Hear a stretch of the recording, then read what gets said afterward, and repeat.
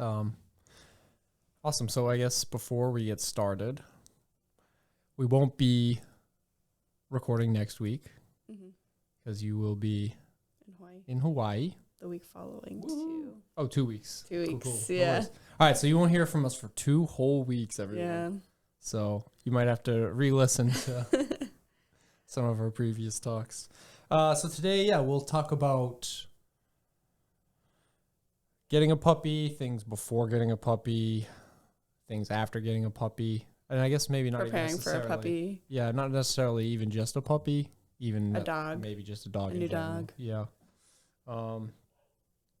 So yeah, we can just hop right into it. There's lots to consider prior to even getting said dog. I guess we can first talk about finances because obviously that's a big one. Dogs cost money, and not only do they cost money up front, but there's that maintenance fee. Yeah. Vet bills, grooming. Yeah, and that's a lot. Everything. Prior to getting a dog, you probably should have a good amount saved up. What did you say? 2,000?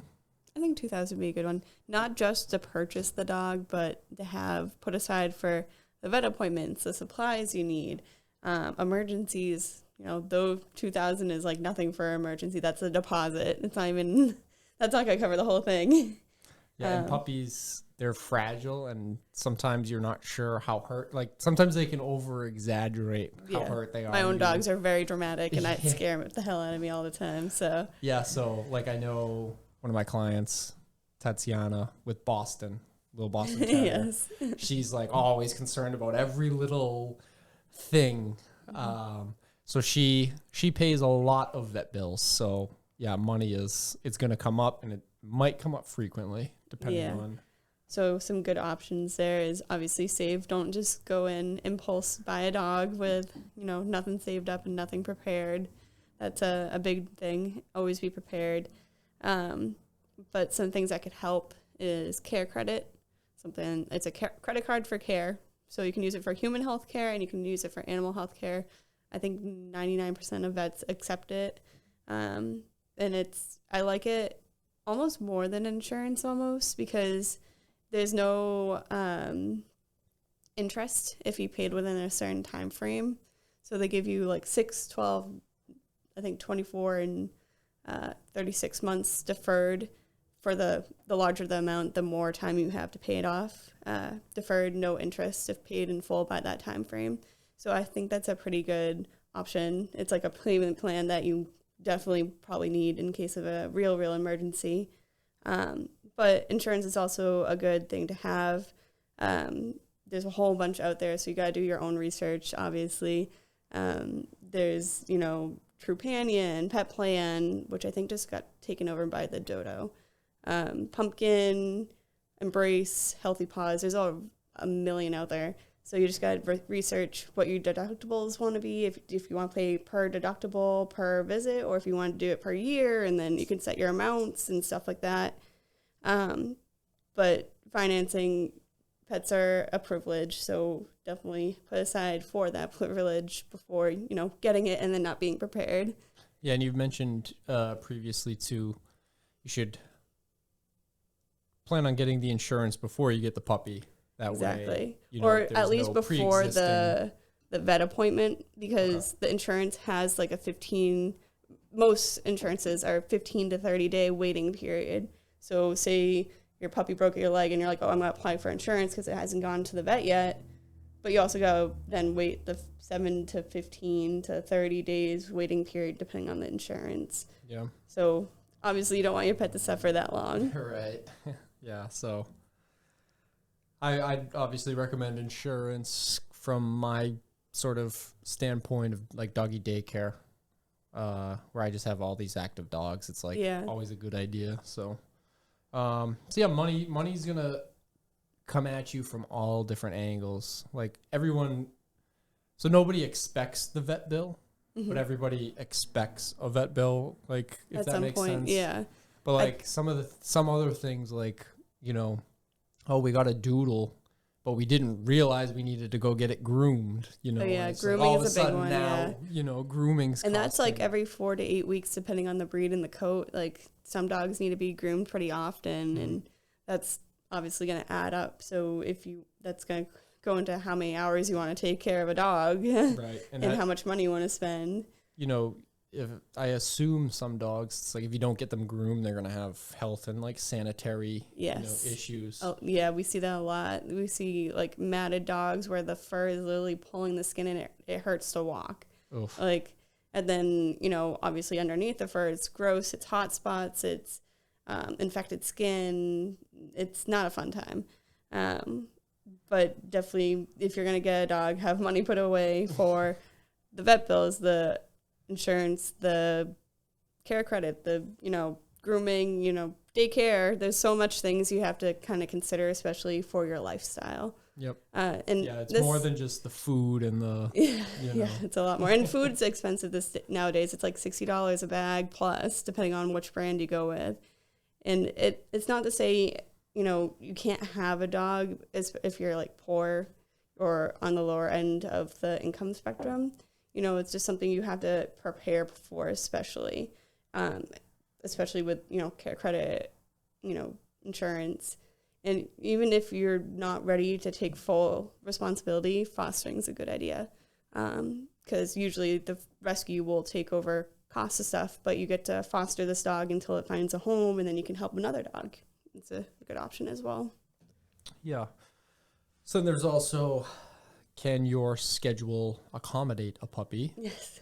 Puppies are, I always say that puppies and dogs are like 2-year-olds that never grow up. Exactly. They need 24/7 supervision. Yep. Like, there's no, just let him out back for 8 hours, he'll be fine. It's like, no, you need to be very diligent. So can your schedule accommodate a puppy? How many hours a week do you work? Are you able to work from home in that time frame while your puppy's growing, or setting up a routine? Are you able to have people to come take care of it while you're working, type of thing? Mm-hmm.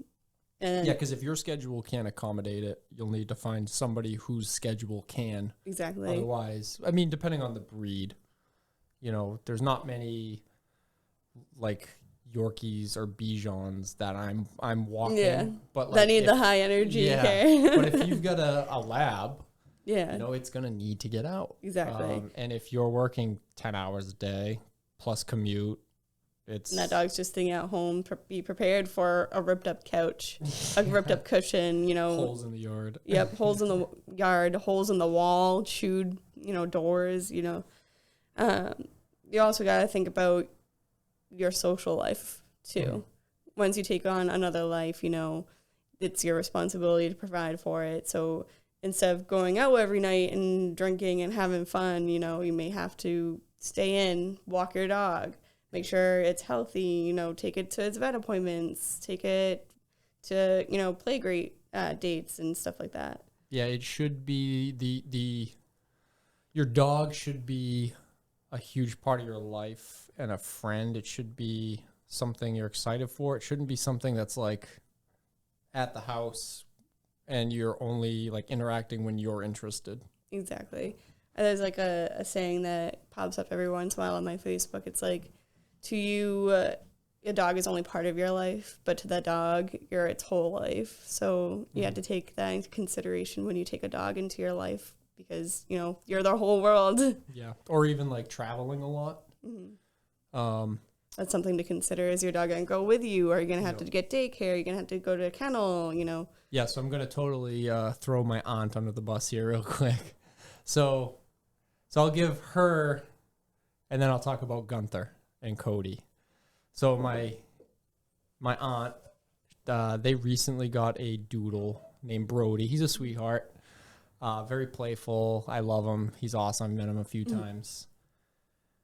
And when they got him, they were like, I don't know, in an RV traveling or whatever. So he was at the house with my cousins. So they're taking, my two cousins are taking care of him. They then just got, I think, a like summer home or something that they're gonna go to like for like 4 months out of the year, but it's not dog friendly. And like they've done a lot of sorry, Marie, I know you love Brody, but like, you know, making sure you line up your lifestyle choices to like line up with the dog. Otherwise it's not fair. Exactly. You know, like Brody's got a huge yard, he can run around, but like he doesn't have a good structure. You know, like my two cousins, they're always working. They got school. They're coming and going. You know, so Brody doesn't have like a routine. Yeah. Whereas with Gunther and Cody, their dads do a lot of traveling. Like on, I think it was Christmas, they went to like Aruba. But it's not like the dogs are at home just running around the backyard. Where like they're with me. I've got them for the week of Christmas. You know, we're going to the dog park. Their routine stayed the same. They're loving it. They're living this enriching life, even though, you know, their owners are not all the way out of the country. So even if your schedule can't accommodate a puppy in the sense of, like, again, all right, I work those 10 hours a week. I was doing it. I was working in Boston, you know, at BU, commuting in and out. Eventually quit to spend 24/7 with my dog. But you can do it. The key is you need to find somebody who can take care of that dog while you can't. Exactly. So, have you put enough thought into getting a dog? Everybody wants one. Everybody wants. It's such an easy impulse buy, I feel like. Because they're so cute. Yeah. It's like a commodity item. You want it, you get it, and then you have it, and you enjoy it, and then, you know, the commodity kind of just withers, and you realize the responsibility and how much work they actually are, and how much time you have to put into them, and how much time you have to take away from, you know, yourself, you know, to focus on an animal. Yeah, there's a lot of sacrifices that, you know, I've had to make. You've probably had to make. Oh, yeah. When it's just like, I really want to go out, like, even like on holidays.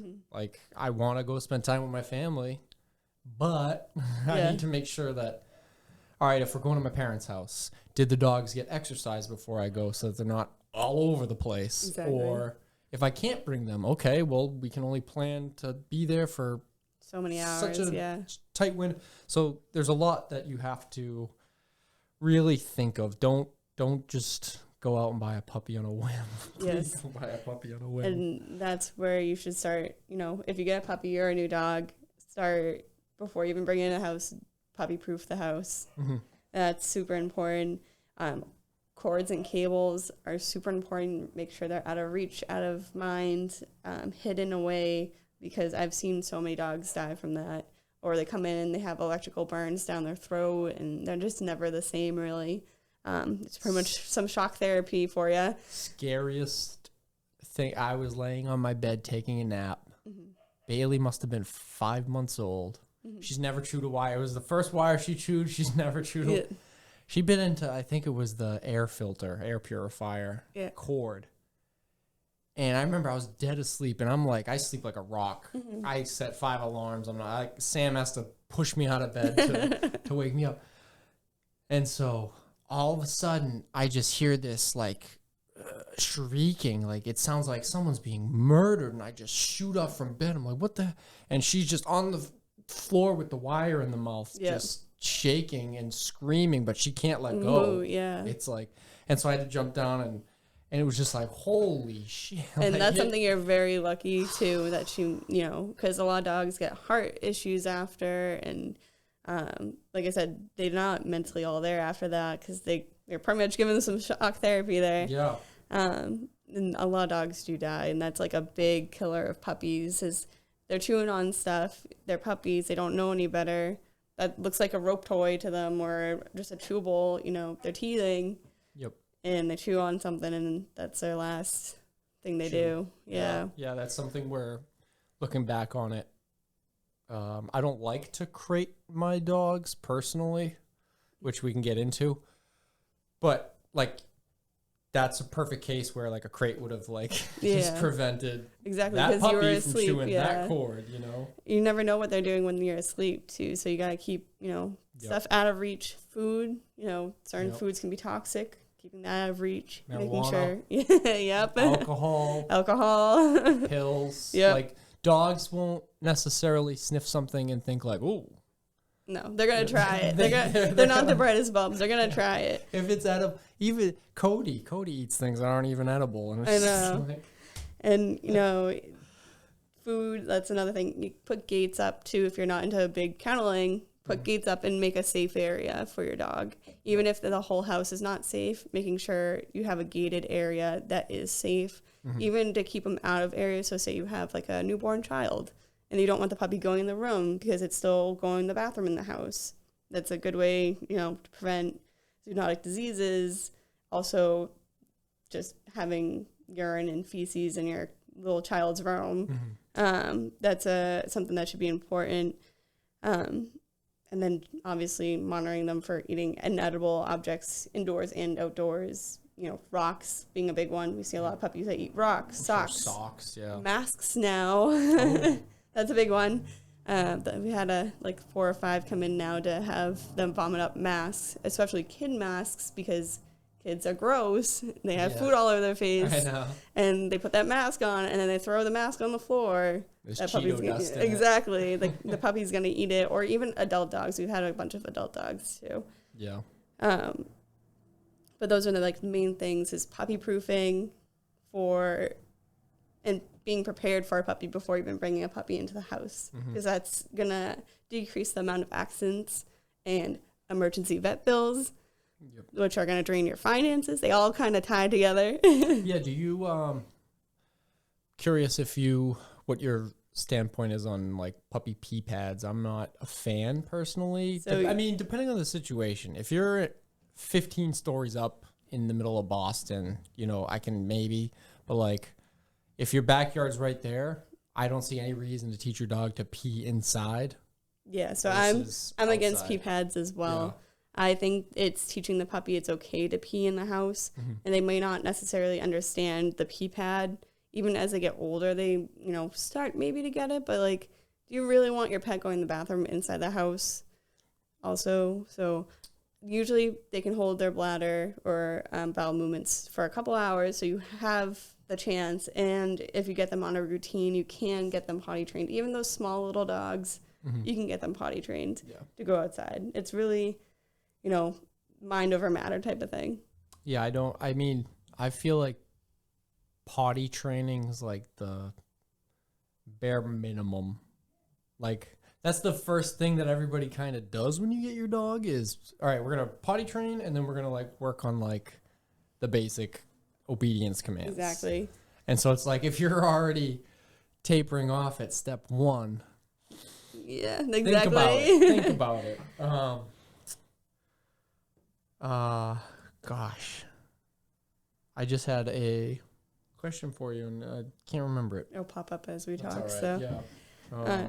also, when you're preparing for a dog, an important thing is to find, our last video, a responsible breeder, shelter, or rescue that you're going to get your dog from. And again, they're not going to be all willy-nilly let you impulse buy. If they let you impulse buy, red flags. Red flag, yeah. If you can walk in without, with zero contact into somewhere and then walk out with, a puppy, dog. Unless it's I don't know. So MSPCA Angel. I think you have to send in an application first to be approved. Okay. And I think they do home checks Lots still. of vetting and because that's where I've gotten a majority of my rescues and stuff. Yeah. And it's always been, well, actually with Shirley, it was a pretty crazy process. That's one of 72 dachshunds. Yeah. And all the cats we got from them, it was some sort of application process where they talk to you beforehand, make sure you're ready for an animal. Usually they don't let you just go in, I want this one, you hand over some money and then you walk out. There's still some sort of vetting process. Even an application you fill out beforehand, You go in, and you find an animal you like, you go and sit in the office, fill out an application, they review it, and they're like, yes, no, maybe so. Yeah. Oh, I just remembered what. So speaking of 15-floor apartments or whatever, when my friend Noah was living in Quincy, he had a roommate who had a min pin, and they lived on like the 7th floor, and he had it trained to go in a litter box. So I still think that's better than pee pads. yeah, it's interesting. At least that's like, yeah, pee pad's just this little piece of fabric on the floor. Yeah. Whereas even that's at if least you like have to use pee dedicated- pads, you can teach them to, like if you have a bathtub or, shower stall type thing, you can put those in there so they know the difference between going in, just like a general area, going into a specific area of the house, into a smaller area where, usually there's tile on the bathroom floor, tile in the bathroom stall, and it's a different feeling. Some dogs only go to the bathroom on grass, some only go on leaves and dirt, sidewalks even. Yeah, that's actually something to consider too, is what time of the year is it when you're getting this dog? Because if you're up here and it's January and there's 3 feet of snow on the ground, your puppy might not want to go out in the snow, or it might shut down and not go to the bathroom. So that's something to like consider as well. And that's where you kind of just have to outwit the puppy, outweight the puppy. Yeah. You may be freezing, but you can't let the puppy win. No. You got to be more stubborn. Exactly. Make it fun for them. Be running around in the snow with them, because obviously movement is going to stimulate their bladder and intestines to, want to go. So the more you move around with them, instead of them just shaking and waiting and you're standing there shaking and waiting, go out in the snow, put some boots on, you'll be fine. Yeah, and because puppies especially are very... Also, shovel out an area too. You don't have to make them, if they're a tiny little dog, don't make them wade through snow. Just do some shoveling. Yeah. Puppies are very sponge-like and very curious, but they're also very sensitive. If you start to yell at them, start to get aggravated with them, they're going to sort of start to shut down. Exactly. And, if you don't, entice them into wanting to do things or showing them that it's actually okay, right, they're never going to be okay with it. Some dogs hate going out in the rain to go to the bathroom. So they'll just stand by the, door of the, wall, words here, by the back door, just waiting for you to let them back in. Go out in the rain with them, run around, play with them in the rain, get them used to the rain. My dogs, I can't even get back inside now for the snow, rain, hail, sleet. Love it, yeah. Yeah, if there's something that your puppy is not very comfortable or confident with, like even if it's just walking on a busy street with cars going by, the best thing, if that's what makes them shut down and fearful, is to keep exposing them to that. Short and sweet. Used to it. Exactly. Make it short and sweet. Lots of cookies, lots of praise. Don't torture them. Don't drag them along and they're having a horrible time. And you're going to have a horrible time, and that dog's never going to want to go for a walk on a busy street again. Yep. Not saying they should be on a busy street. Try to go on some less scarier streets to build that confidence first. But work your way up, expose them slowly to things that could potentially get more and more scary to them, but they're also getting more and more confident at the same time. Yeah. And so for also preparing for puppy, things you should have, just the beginning, I believe in kennel training. Doesn't mean you have to do it forever. Doesn't mean you need to, make it, it's not a punishment. I think all puppies should be kennel trained just for the fact that they have a safe place to go. They have, an opportunity to get away from people, while also you being able to put them in the kennel and them to feel safe in there.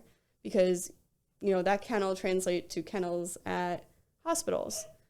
Kennels at, boarding, daycare, kennels, that you feed your dog in, and they have like a place to eat their food in peace, away from other people, away from children, away from other dogs. They don't have to feel like they have to defend their food. It's supposed to be a safe place, and then it'll also help prevent destruction of the house. Obviously, you have a puppy, it's teething, it's got to chew on stuff.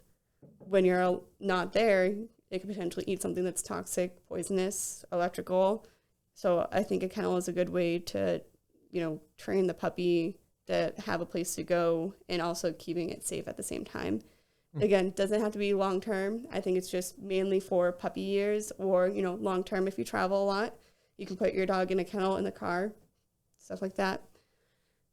You want to get a reputable puppy food. There's so many out there. Don't go for the boutique diets, the grain-free diets. What's the first one you mentioned? Boutique. Boutique. So Rachel Ray. Okay, yeah. Like the celebrity diets. Yeah. Because your dog's not a celebrity. It's not eating a celebrity diet. It's a dog. Do you, just coming from like sort of the vet viewpoint, would you, if it's in the budget, if it's in the schedule, would you recommend like home cooked / raw over kibble? Like what's your sort of... So I like raw diets. I will get a lot of backlash from vets and techs everywhere because a lot of them don't like it. But every vet and every tech will tell you something different on their opinion. I personally like it if done right, because if it's not done right, you're cutting out key nutrients as that puppy's growing, or even the dog as a full-grown adult that dog needs. If you're going to do it right, you go see to a nutritionist, you go talk to people who do raw diets professionally and know what they're doing. There's a bunch of Facebook pages that are really good for telling you, oh, you have too much of this. What percentage of crude protein do you have in this? Like, you measure stuff out very, very fine details. It's much more than just a caloric count. Exactly. It's much more than a caloric count. It's much more than throwing it a, rotisserie chicken and being like, oh, that's a raw diet. It's not a raw diet. Mm-hmm. And yeah, dogs don't create fire pits and yeah. And if you're going to do home cooked, that's even more because you're cooking a lot of those nutrients out. So I'm personally more for raw diets versus home cooked diets, but both can be done responsibly if you get the help of a nutritionist and also, people who do feed raw the correct way. Don't just go online and Google raw food diet and you'll get 1,000,001 answers. Go to talk to people who actually know what they're doing and have been doing this for a while and know how much, red organ meat they need, how much muscle and fat they need, how much protein, how much grain, how much, there's so much stuff that goes into that. I am also very against grain-free diets just because I see... Was it cancer? So heart disease. Heart disease, okay. They get enlarged hearts, so cardiodilated myelopathy. I think we talked a little bit about that last time. So they get enlarged hearts, and dogs that have no business that should be getting a large heart. And a lot of those key things were that they were getting fed grain-free diets. And there's so many conspiracy theories. Is it the peas and carrots that they're taking out in the grain-free that's making it? The legumes, are they lacking taurine? There's so many things that, different doctors are suspecting that are causing it. But why risk it and feed a grain-free diet to your dog? Yeah. It's just an increase of heart disease we see. Since we're speaking on food, let's also take into consideration people who give, let's say, I guess we'll give two categories, table scraps and then literally human food as like the dog's dinner. Yeah. I have a client who feeds their dog spaghetti with the sauce. Oh, man. Which is probably too acidic. Probably. I mean, I can't tell you exacts on, spaghetti sauce and pasta. And, but yeah, our food, whether it's scraps or not, or whether it's a whole meal or scraps, isn't exactly designed for dogs. And you got to keep in mind that this causes a lot of pancreatitis that we see an influx usually around the holidays because you want to give your dog that leftover turkey, the skin, some ham, some bacon, that causes pancreatitis, and that's super, super painful for the dog. And they get flare-ups of it. It's something that just doesn't go away. They once they have pancreatitis, they got pancreatitis. It's about managing it now with bland food that's not even yummy for them and they don't want to eat it. Right. Now they don't get anything. They can't have table scraps. They can't literally have anything except for their bland diet. Right. Not even treats. They can cause a flare up. And if your dog finds something and snacks on it, you know, on the ground that someone dropped, it's going to get a flare up. And it's super painful, vomiting, diarrhea. You can even get bloody diarrhea too. It's not a fun time for the dog. Oh.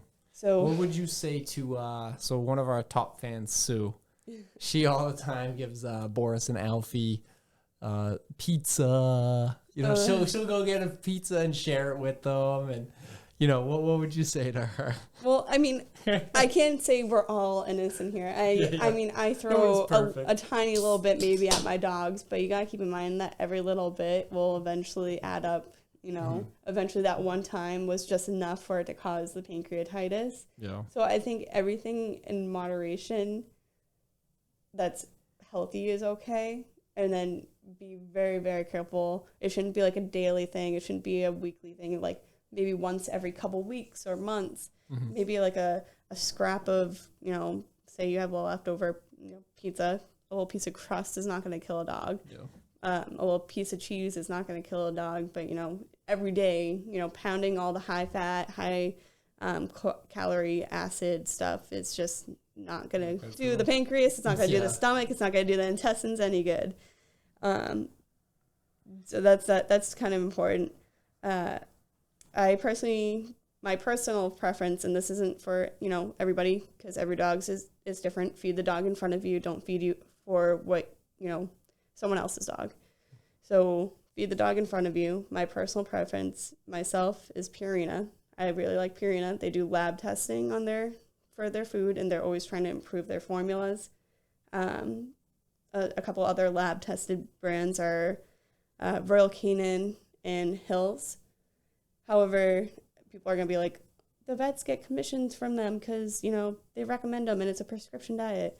Not all those diets are prescription. There are just regular Royal Canin, regular Hills, regular Purina, and I would like to see where that commission is too. So, you know, if you know where this commission's going that we're getting from the diet feeding people, I don't know where it is. So, with dog obesity, I know that a majority of dogs, I think, are obese. Oh yeah. Would you say bad diet or lack of exercise contributes more, or is it both? It's both. Bad diet, extra treats, you know, all the treats in the world, you know, a lack of exercise. What I usually say is feed for the weight you want your dog to be. Don't feed for the weight the dog is, because it's just going to maintain or gain. If you're going to try to lose weight, you want to cut down by 20% and, you know, monitor. Obviously, you don't want your dog to get underweight, but also increasing exercise will also help lose the weight, as in key working together with lowering diet. Yeah. So no table scraps when you're working on losing diets and stuff like that. Yeah, the vets always compliment Banjo and Bailey. They're like, oh my gosh, they're so like, they're dogs. They're healthy dogs. Exactly. And some dogs structures are different. So you can't say, you know, Banjo and Bailey we call it a BCS score, so body condition score. We rate usually 1 out of 6 or 1 out of 9, depending on the vet. Some are old school, 1 out of 3. You want to usually like a 4 or 5 for a BCS score. So if they tell you, oh, your body condition score is 4, so you're nice, lean, you got some muscle, you wouldn't want to go any lower than that. A 5, you know, nice healthy weight. 6, you're kind of getting a little heavy there, and then like 9 or 6 if it's on a 1 to 6 scale, obese. And, you know, if your dog's obese, you're cutting its lifespan down a good couple years, and you're having it prone to arthritis and joint pain, and it's diabetes is not fun to deal with. There's so many issues with obese dogs there are comparatively to like smaller dogs. You know, it's easier to gain weight than to lose it. So if your dog is sick and it's on the lighter side, you can always up its food a little bit, have that little extra weight because, you know, the dog's sick, and then be able to work back down a smaller amount comparatively to a larger dog. I'm going to use my aunt's dog. as a comparison. He was 113 pounds. Golden. He's a golden retriever. Loves food. It's a pretty big golden. He's a little table. It's a walking table. We make fun of them at the clinics. No offense to you guys, Does he have but a monstrous head? no, that's the sad part. He has a nice sized head. It's not monstrous, but he's a little walking table. And anytime we see like a small dog that's like rotund, we're like, it's a little footstool, a big dog that's a rotund, it's a table. Like you can get your chairs, you can get your, you don't want your dog to be you don't want to be able to balance stuff on your dog's back. I see a lot of labs, and I assume it's because labs are the most popular dog, but labs that are just like things are very barrels with legs. Food motivated dogs. And she's working so hard on getting him to lose weight, and I'm so proud of him because he's gone down to I think 105 now, and that's a lot of weight to lose in a short period of time. So he's working on it. He should probably be 75 pounds. That's a whole extra person extra dog he's carrying around on him. Yeah, and some of the little dogs I know, just having Yorkies and Dachshunds growing up, where it's like, well, they should be 8 pounds and they're 12 pounds. To a human doesn't sound crazy. No. But then when you really think if you about kind of do the weight, conversion from, it's like they're carrying a whole other dog. And even like losing that 1 or 2 pounds may not seem like a lot, but it's a lot to that dog. And you obviously want muscle mass over fat mass on a dog. And some, dogs are built to be, bony structured dogs. So Borzois are pretty bony. Feeling the ribs is okay. Like seeing ribs are okay. Greyhounds, you want to see ribs. Like if you don't see ribs on a greyhound, it's obese. Even if it's like the tiniest little fat layer, it's considered fat because they're meant to be an athletic build. That's what they're bred for and what their shape is. Yeah. So when you go around and be like, that dog's emaciated, it may not actually be emaciated. It may just be that dog's structure. If you don't know the dog breed, don't comment on it without actually seeing. If it has muscle and you see bone, that's fine.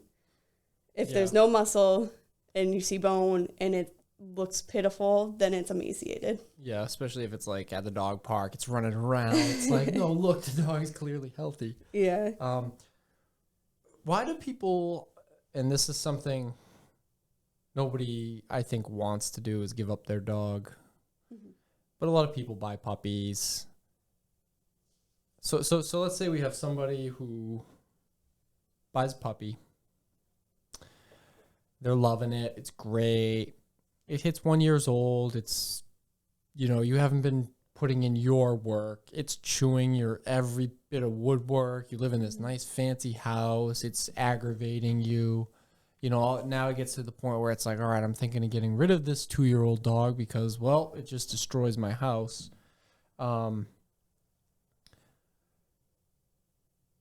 Which to me is such a shame because that's such an easy fix where it's just like, all right, well, you're not paying attention and the dog is bored. But why do people, what are some of the common reasons people give up their dogs? And what are some things to kind of think about before getting a dog so that you don't find yourself in that situation where you're sort of like either not wanting to but having to give up the dog or, sick of the dog.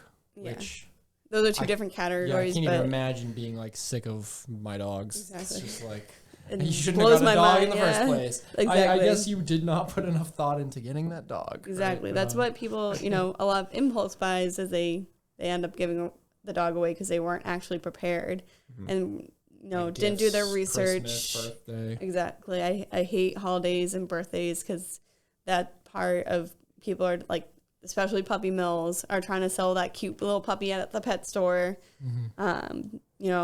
Good reputable shelters, rescues, and breeders typically hold off around holidays, either the week before until the week after, because they don't want their pets being purchased or adopted to be a Christmas gift, because no animal should technically be a gift for someone else, because that person should be prepared for that animal beforehand. Can you imagine hiding your pregnancy to your significant other and just one day being like, hey, here's a baby. Yeah. Like, that's the same sort of thing. It's just Exactly. like, whoa, You did that's not a prepare whole them lot either. of like, whoa. You know? They weren't prepared. And, you know, that's what a lot of people end up, you know, they weren't prepared. And that's one of the reasons why we see a lot of dogs surrendered. The owner just can't handle the actual responsibility of having dog, the exercise, you know, change in lifestyle that they have to give up for the dog. And, you know, obviously lifestyle or life, you know, situations change, you know, family members die, you have to move out. You can't keep the family member's dog. You're not personally prepared. So usually the person who's receiving the dog will find it a home or, you know, give it up to a shelter. You know, people die. So your own self, you know, say you pass away. So, you know, you're typically, you know, if you don't have a plan for your dog after someone who's willing to take that dog, you know, that may lead to, you know, shelter. And then obviously just, you know, not wanting a dog. A lot of people get a dog and then they realize they didn't really actually want a dog. They liked the idea of it, but they didn't want to actually deal with it. There's a lot of reasons why people give up dogs and kind of give up on them. Yeah. Yeah, if you can't, you know, put down the PlayStation controller for 10 minutes. To go play ball real quick. You know, it's just like you've got, like I said, when you sort of interviewed me for like 10 years, for the longest time I wanted dogs, and I would bust my parents' balls because they wouldn't let me get one. And looking back, it's like, thank God you didn't let me get one because I was not ready. Yeah. And it would have just been a bad situation. Let's talk about like breeds. Okay. Selecting a breed, you should obviously choose one that fits your lifestyle best. Yes, exactly. Don't get a border collie if you or a couch can't potato. walk. You know, exactly. Yeah. Fit the breed to your lifestyle. Don't make the breed fit your lifestyle because that breed may not be, you know, in tune for that type of lifestyle. So a greyhound who needs a run and you're a couch potato, or you're high energy and you get like a pug who can barely breathe after, you know, 10 minutes of running. Yeah, you're both going to be frustrated with each other. Exactly. And that's not setting the dog up for success. It's not setting you up for success. It's all about setting each other up for success. Yeah, you want to complement each other. You don't want to. Exactly. And I think that should, you know, be a main thing, is setting each other up for success in choosing a dog. And you also, like you mentioned earlier, grooming requirements. Do you want to be grooming your dog often? Do you want to have to bathe your dog? Do you have to brush your dog? Some dogs need daily brushing. Do you even brush your own hair that often? Like, I struggle myself. I'm I can do my own dogs, but I can my own stuff. I'm like, bird's nest. Allergies as well. Yep, you got to consider your own allergies versus the dog's allergies. And prey drive. Do you want a high prey drive dog that, you know, you may be good for that lifestyle where you want to keep moving, and that dog wants to keep moving and chase. And if you are going to participate in, you know, those type of breed sports or agility, obedience, you know, events, stuff like that to fit that dog's lifestyle. So if you get a Malinois, you know, you want to run it, obviously, and they're called Malinois, Maligators, for a reason. You want to run it and you want to, you know, potentially do bite work with it. You may want to, you know, do training for guard. Make sure that dog's mentally stimulated for that lifestyle that it has. So you may have to change your own lifestyle. Yeah. Yeah. So, and that all boils down to you knowing yourself, knowing what your interests are and your energy level is, and just finding a breed. You know, just research online the different breeds. They're all structured into categories. You know, working dogs. Yep. Herding. Couch potatoes, stay away from the working dogs. Yep. Stay away from the herding dogs as well. Yep. Hounds. Stay away from hounds. If you're an avid hiker, a lot of those are going to be perfect. Exactly. Camper, you know, those perfect. Dogs love camping.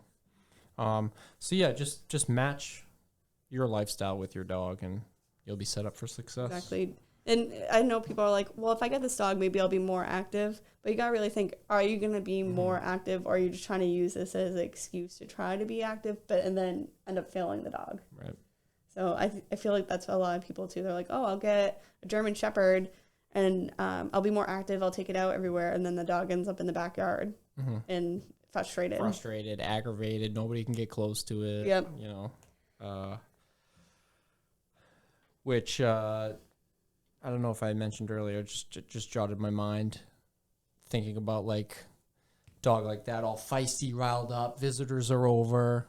That's where like having that safe kennel space, exactly, where they can be calm. Exactly, they know if they go to the kennel, they are there to be calm. Yep. It's a safe place. No one's gonna touch it. No one's gonna prod it. No one's gonna try to roughhouse with it. And that's like a big thing. And also, I know you talked about apartments earlier, and requirements for a home for a dog type situation. Yeah, can I live in an apartment and successfully own a border collie or borzoi? So I think yes, as long as you have to think the smaller the yard, the more exercise requirements it's needed. So though you don't have a yard, you're going to have to be going out more often. If you have a yard, the larger the yard, the better, obviously, especially for the size of the dog. The larger the breed, the larger the yard you should have to help be able to fully exercise that dog if you're going to do it in a yard. If you're in an apartment and you have no yard, you should be taking that dog on walks, hikes, adventures. You want to take it out to parks and stuff like that, like pretty often. Even if you have a big yard, those things are still great. Exactly. Like you should still, even if you get a huge yard, like I feel bad, my neighbor's dogs, 2 houses down. I want to say that they've had, like one's 2, one's maybe 4 or 5. I've never seen them outside of their yard.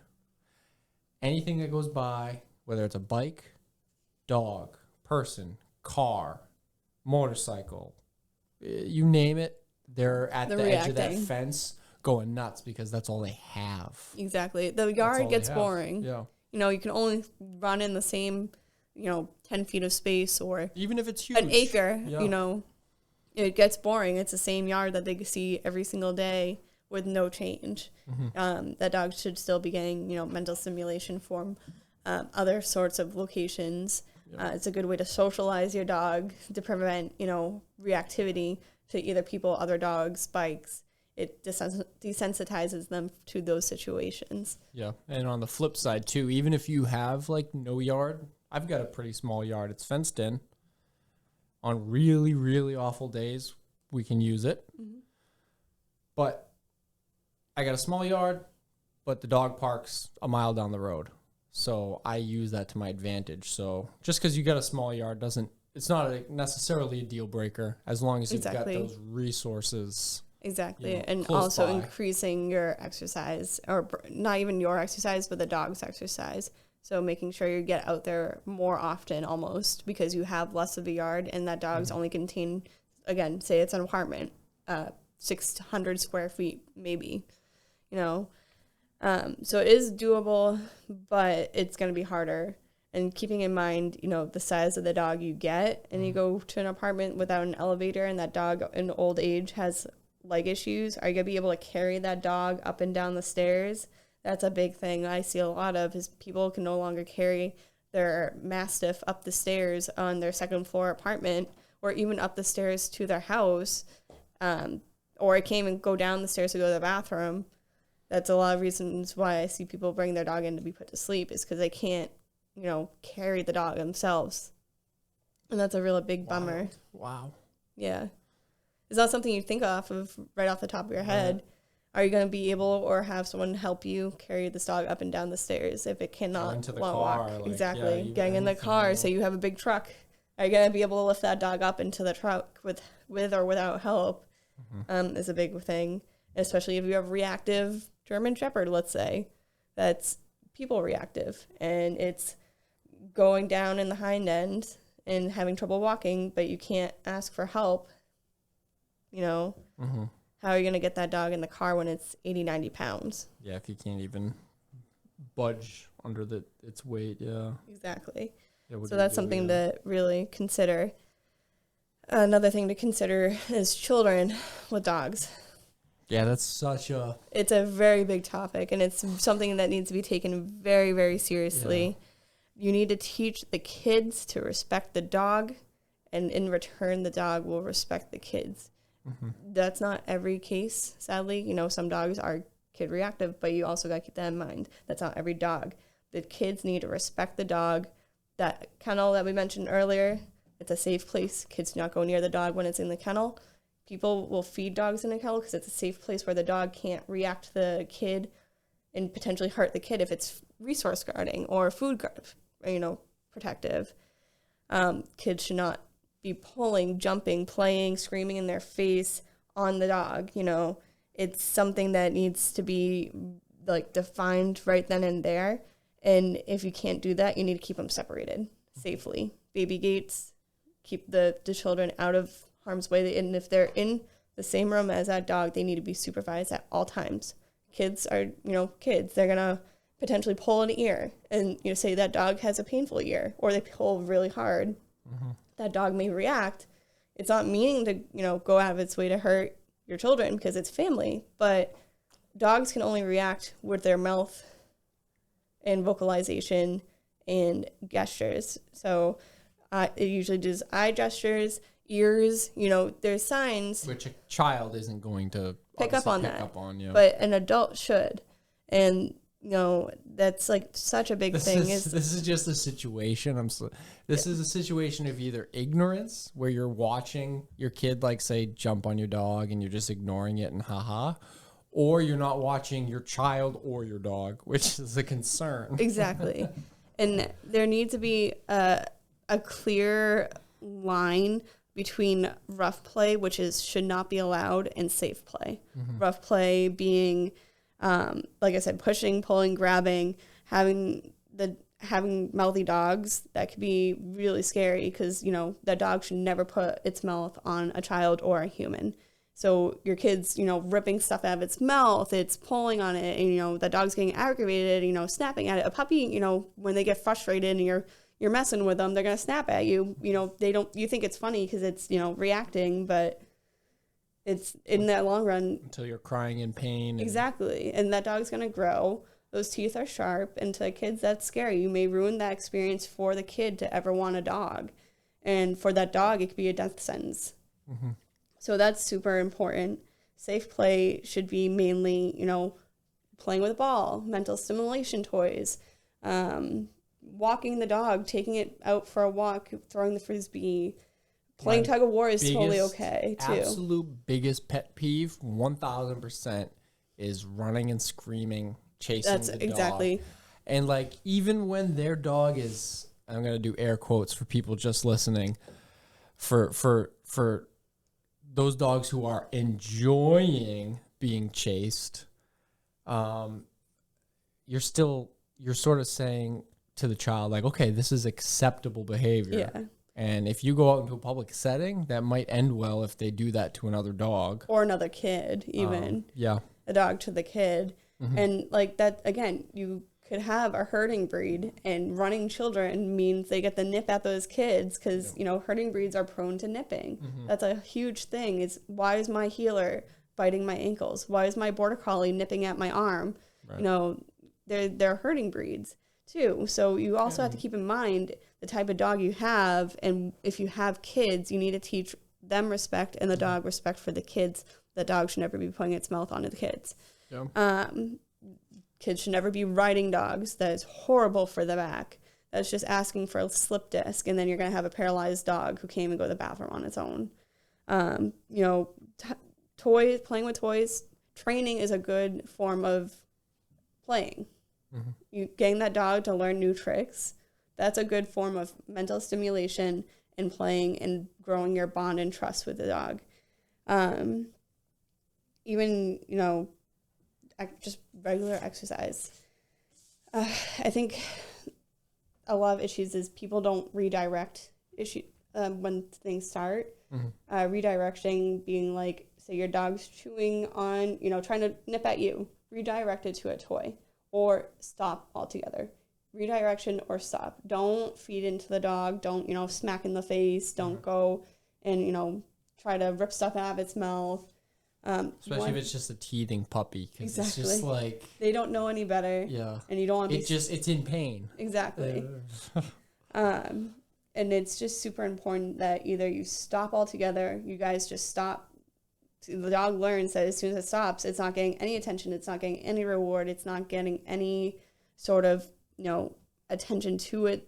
Yeah, a lot of dogs hate being ignored, I've noticed. Exactly. Like if you deliberately ignore them, they're almost like, wait a minute. Walk away. Do not antagonize the dog. And I know that's a lot of kids is they like to antagonize dogs. Yeah. And that's how these situations happen where the dog ends up biting or is playing too rough and the kid gets hurt, and vice versa. The kid, could potentially even hurt the dog. There's so many times where we had kids fall on dogs, and the dog, like I said, slipped disc or a broken leg. I've got a horror story. Absolutely. I forget where I heard this story, but family was hosting Christmas party, and they invited all their family from all over. So family was like flying in, driving in from all different states, all over. And so even if you don't have a dog, you should probably teach your children how to be around a dog. Exactly. So family gets there, whatever, they're doing Christmas. I guess some of the children were like wrestling, roughhousing with each other. Mm-hmm. And one of them like fell off the couch onto their family's Yorkie and squashed it and killed it. Oh, yeah. And obviously, so they're visiting. It was an accident. They obviously, or most likely, didn't do it on purpose. Mm-hmm. But there was either lack of supervision or lack of like thinking from the parents in that situation. I mean, you can't expect the child. I mean, that's to know better. Yeah, that's why there's so many laws against children. They can't think like that. Yeah. So yeah, you've got to be seriously careful, especially if you got those little dogs with kids, because if they're not so familiar, breakable. Yeah. Like I can't imagine like how I see so many broken legs. Let's just say that. How quick to ruin Christmas. Very you just quick. Killed the dog. You just killed the family dog. Oh my God. Yeah. Like, and that sucks. And I think another thing is only adults should be feeding the dog too. I don't think you should make it a kid's responsibility to feed the dog, because until you know that dog is safe around children, around food, that's like a big thing. I think that the dog should only be fed by the adults until it's older, and then you can like task the child to feed the dog. I see a lot of people like, well, it's the kid's responsibility to feed the dog. One, they don't know how much to feed the dog. Mm-hmm. Two, what if that dog's reactive and he's setting the bowl down and he's not fast enough to pull his arm away? Yeah. No, you got to think about that. And then I personally, like I said earlier, recommend feeding in a kennel, because, again, it gives the dog a safe space to eat in peace. Like, children can't bother it because it's in a kennel behind walls. It feels safe. It feels safe.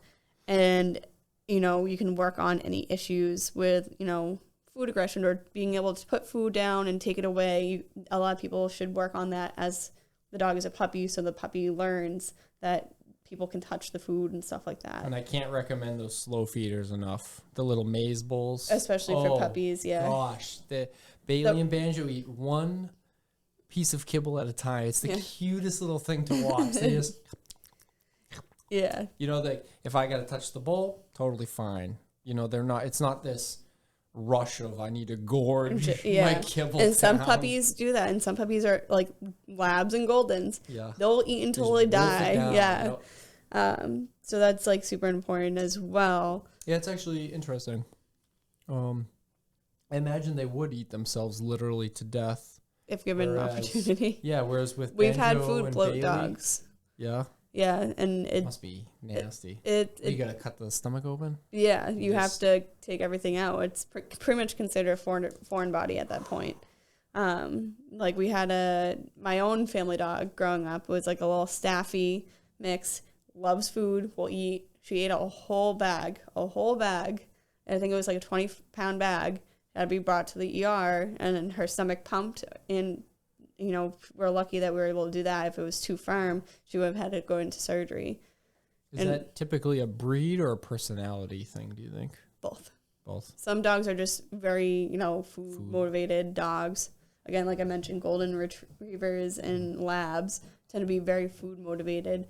Because sometimes Bailey will eat half her breakfast, and she won't finish it until we go to the dog park, exercise, and then she'll come home and she'll sort of, and I'll be like, what does she want? Oh, she didn't finish her breakfast. Let me go get her breakfast, Yeah. Shiloh and Fable are both, free fed because they eat. Grazers. They're grazers. Yeah. So typically they don't eat unless they're exercise, especially Shiloh. I've never had a dog just leave food until I had him. Yeah. Jetta, she'll eat her food routine. It's just a routine for her. She eats her breakfast, goes for a walk.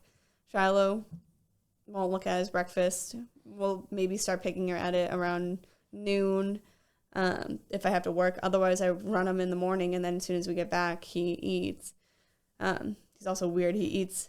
He gets 7 cups, and that lasts him the whole day. Him and Fable, because they share the same bowl. They're weird. So cute. That's also something to be really careful about. Most dogs don't like sharing food bowls. My dogs are a weird exception. And when Shiloh eats, he literally eats like one side of half, one side of the bowl. I have pictures. It's so weird. I'm like, you can't just pick on the top. He has to eat half to the bottom, and then there's the other half or a quarter. Can I ask you something really difficult? And I don't want to make you cry or anything. Okay, let's hear it. But just thinking about that, it makes me think of dogs I've heard of in the past where it's like they passed away, and like just thinking about that, it's like a situation where Fable might eat half her bowl if Shiloh was gone, and it's like she's leaving it even though he's not there. Yeah. Have you ever heard of things like that? Yeah, I mean, I've heard some dogs split treats and they don't eat the other treat, because it's so used to having that other half to the other dog. I mean, that's so beautiful. It is, in my opinion. The fact that they remember can. I mean, just the fact that 2 dogs can eat from the same bowl is because doggy dinner here is very. I've got to everybody's in a different room. Yep. I don't want any issues. Nope. Because fights will kick off real quick. Oh yeah. So just so cute. That's such a beautiful little. It's really weird, and I personally love it, but it's something not everyone can do. Especially if you have an older and younger dog. That older dog may snap at the younger dog, and that may cause food aggression in the future for both. But it is cute. Yeah, I love that. I think that's a lot of the things for children. They just should never just be unsupervised with children. Yeah. Case in point. That's the main thing. So then this isn't necessarily a breed specific, but when looking at a dog, factoring in puppy versus an adult, everybody likes a puppy. I mean, some people prefer to just get an older dog, which is totally cool. She always adopted older dogs. Just don't want to deal with puppy train. Yeah, she's like, I don't want to potty train it. I want it to be able to go out on its own. Yep. But puppy versus adult. Yeah. So thinking, that's something to consider, when you're thinking about your lifestyle. Can your lifestyle handle a puppy? Yep. Or can it handle a little bit more mature, older dog? Or even a senior. With a puppy, when you first get it, I mean, I feel like you should take those first few weeks, as much time off as you can to make that imprint, get that routine. You don't want to be trying to set up a routine at month 8. You want to set up that positive routine right from the beginning. Get-go, exactly. So. I think it's a preference of, lifestyle, and I think it's, either is okay. There's no wrong answer. You can either get a puppy, purchase or adopt, or you can either get an adult, purchase or adopt. I think either is fine. It's just making sure, again, they learn your lifestyle. The routine is super important for both of them. They're both new to you. Some adults aren't even used to home life. Some are strays. You got to keep that in mind too. Even though it's an adult, it may not have any home life experience. Daisy, who loves to go with Shiloh there. When Jane adopted her, she was living down south, I think, just on a farm. And it's like she was just pretty much outside 24/7, never inside. Yeah. And so she had no potty training. You know, you think like, oh, I'm getting this older dog. It's going to know basic, and not necessarily. Exactly. You know, like she had to, you know, even still to this day, it's like she's got half her house gated off because if she gives Daisy too much room, Yeah. oh, well, I can go to the bathroom over here. Exactly. And that's like normal. Is technically normal. Mm-hmm. You know, it takes time for dogs to learn, any dog to learn a routine, any age. And, you know, it's just setting it up for success. You shouldn't get frustrated with either because neither knows any better. You know, unless you get your dog from a professionally trained, you know, facility, which aka, you know, most service dogs are trained and ready to go. They're not the same as, you know, house pets. Yeah. And so when you're looking for, you know, whatever breed or age you do decide on, just look out for the red flags. I highly recommend just go back, watch episode 4. We talk for like 2 hours about every red flag, every green flag, what to look for. Exactly. So just select a breed on your lifestyle and do your research. Exactly. And that whoever you get your dog from, responsible ones will always be able to be reached via email, phone call, text, any sort of way to be able to help you, guide you in situations that you're not sure on, or if you have questions, or if you need to be, you know, referred to a trainer. That's something to consider. Also look into trainers when you get a puppy, even just for like socialization with other dogs that you know are vaccinated, because most trainers require vaccines. It's really good for puppy socialization as well as, you know, starting to get those basics. And I think it's also just really important because, you know, you want to set your dog up for success as well. You know, there's things to have before you get the puppy. Vet appointment. Vets are scheduling out, you know, 2-3 months now. Yep.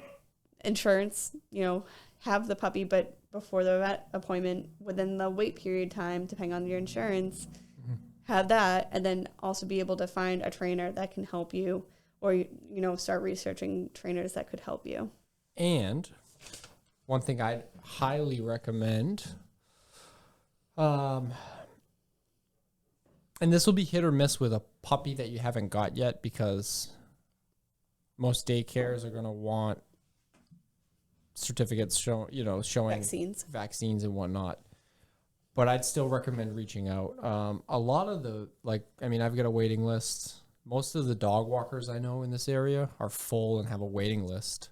Yeah. So and I think some daycares even too. Yeah, I would highly recommend finding somebody who's going to be able to, that A, you can trust, but B, that's able to take your dog before you get the dog, because you don't want to get the dog and then be like, oh crap, I can't do anything. Yeah. So consider that, like, you know, like, even if they require the vaccines and the, you know, temperament test and blah, blah, blah, it still would be advisable to reach out beforehand and just be like, hey, I'm thinking of getting a puppy in X weeks, this breed. Is that something you would consider potentially watching, walking, daycare, whatever? And I will say you have to be careful with some daycares, like large end daycares where they have like 30, 40 dogs in a yard. You know, fights do happen over the most random things. So we also have to be careful with which daycare, preferably small run, you know, someone that doesn't have 30 plus dogs with them, that won't be able to give your dog the individual attention it needs. You know, every dog needs that individual attention to really thrive, and to give it a safe space from other dogs, because 30 plus dogs is not gonna, it's very overwhelming, and it can cause a lot of stress and anxiety for dogs as well. I think wolf packs in the wild are like 5-6 wolves. You know, so like a lot of times when I go to the dog park, like my pack is just a bit over that, you know, not like 30 crazy dog, you know, we might have 8, 9, and that just keeps it safe. And what you would do is very different than a daycare, because you you're, focusing on the exercise aspect as well as, individual attention, versus a daycare is just throwing a bunch of dogs and may temperature test it, but that is not foolproof. Yep. And that's just like a small enclosed fenced-in area where dogs are just running back and forth and, antagonizing each other. And one thing I've learned, so like at the dog park, if I sit in one spot for 2 hours, they get riled up and angry. But if I walk the whole time, we're getting new stimuli, new experiences, and it keeps them occupied. Exactly. And, that's like a big thing to consider too, is making sure you don't just jump right into a large end daycare. That's just, my personal preference. If you have a puppy who's seen one or two dogs, and then all of a sudden it's thrown into this. Yeah. Like even when it's rare nowadays, but when I'd get a new dog for the pack, little things, I would pick them up first before I'd get the pack. That way it's like, all right, new puppy, boom, got you first. Now as we pick everybody up, you're getting more one by one. You're not just thrown into a car with 10 dogs. Strangers, like, whoa, yeah. What is, so you got to really think of everything. Yeah.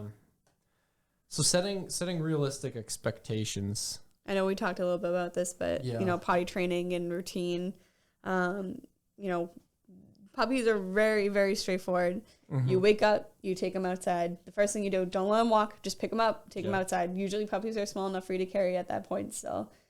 Take them outside, give them a little bit, go to the bathroom. If you don't pick it up, it is going to pee between point A and B. Exactly. It's gonna happen. It's a puppy. It's just like a little infant child. It's gonna take 5 steps and then go, okay. Yep, this is good. Yep, exactly. So take it out, bring it in, feed it, immediately take it right back out, because that food will stimulate digestion, and that's going to make it want to go to the bathroom.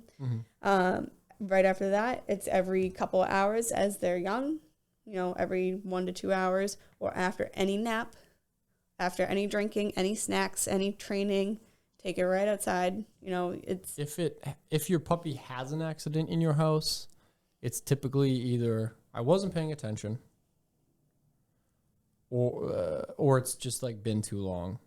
As the puppies, I've noticed, tend to get better with the potty training. It's easier to like, oh crap, if I just had let him out 5 minutes ago, exactly, I wouldn't have had that poop on my floor. Exactly. And it's super important. Lots of positive reinforcement, praise, cookies, pets when they go outside. Make it a party. Make it the best thing that they ever did.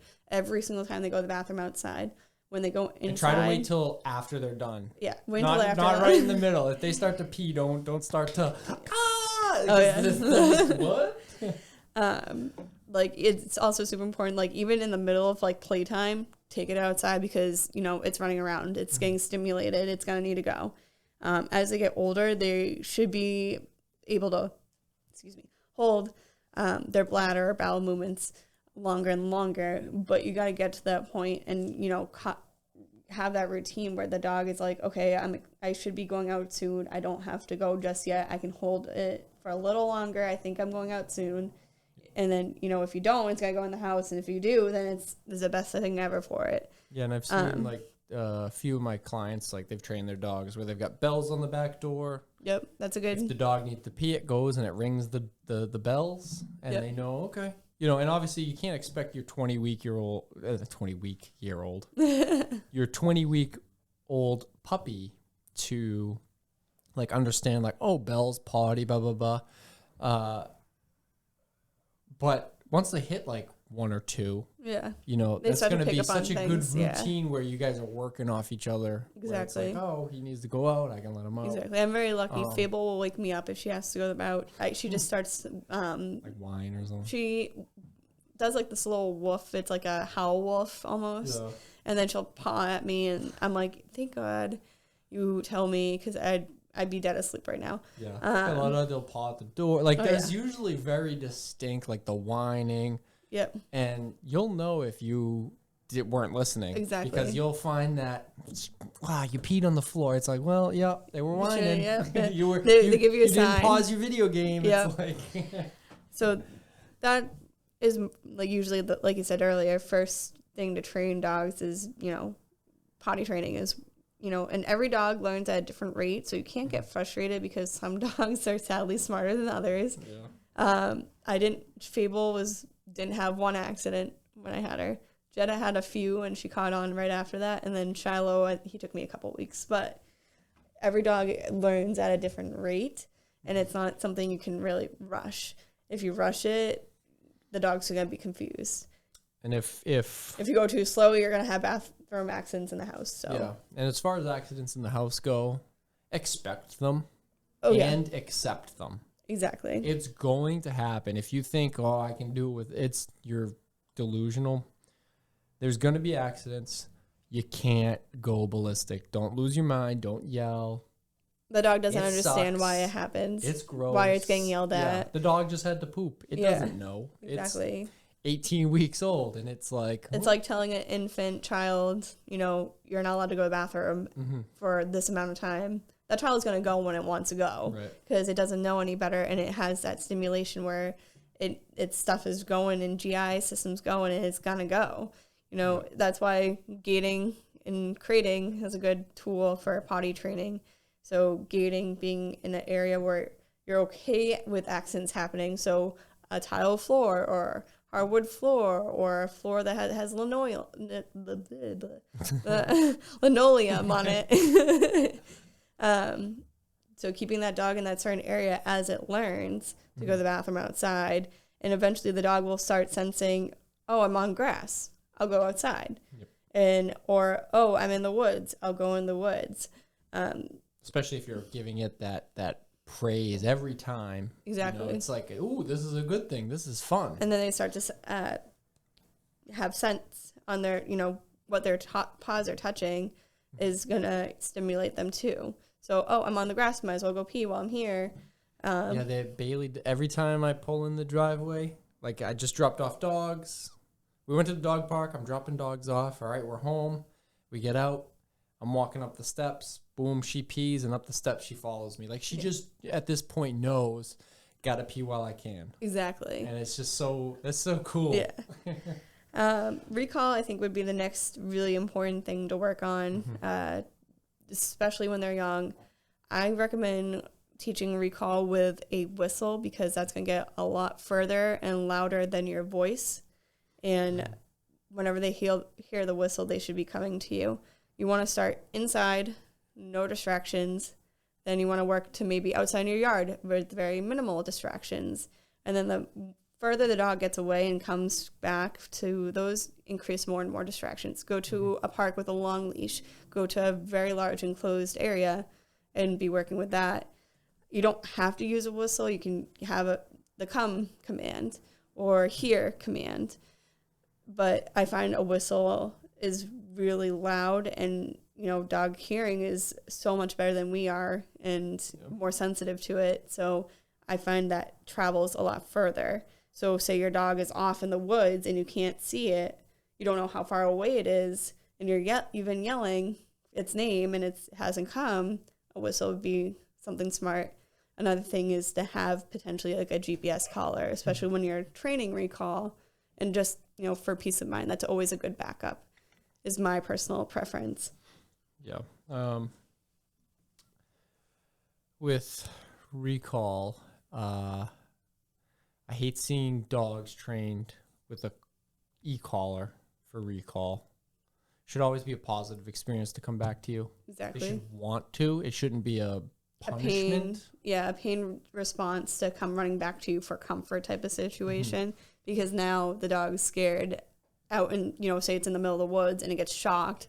It doesn't know why it's getting shocked usually. Yep. Or and it's also not ready at that point, So like the dog park is a great place to work on that recall because like you said, there's all that distraction. There might be 20 dogs over there on the hill. And I want to go play. But it's not safe for that puppy to go play because it might get beat up, it's just too small. Whatever, might run away. So working on that recall while it's sort of keeping an eye on those distractions is, it's critical.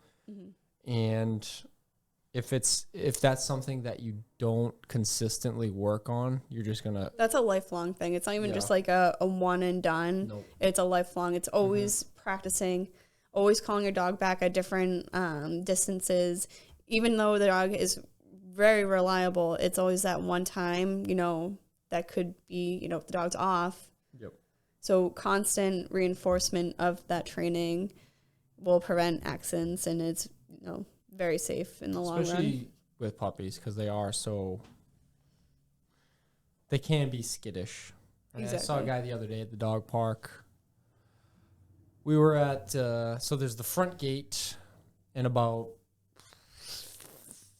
50 feet in, I'll be generous, there's the dumpster, and then the path kind of splits, and you go into the park. You got acres and acres.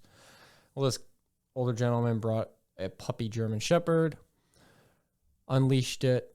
It came through the gate, and it found another puppy. They were playing. It got overstimulated or something. It got shy and timid, and I'm just watching, thinking to myself, I can just see it slow. Like I've learned all the behavior and the postures, and I'm just saying, oh my gosh, I know that this dog in a couple minutes or whatever is about to go out that front gate because it's not feeling this. And they were just playing. It wasn't honestly anything bad. Exactly. And that, say that dog steps on a rock wrong while it's playing, it's going to get scared. Yep. Or that dog's chasing after it, causes like a fear response, fight or flight.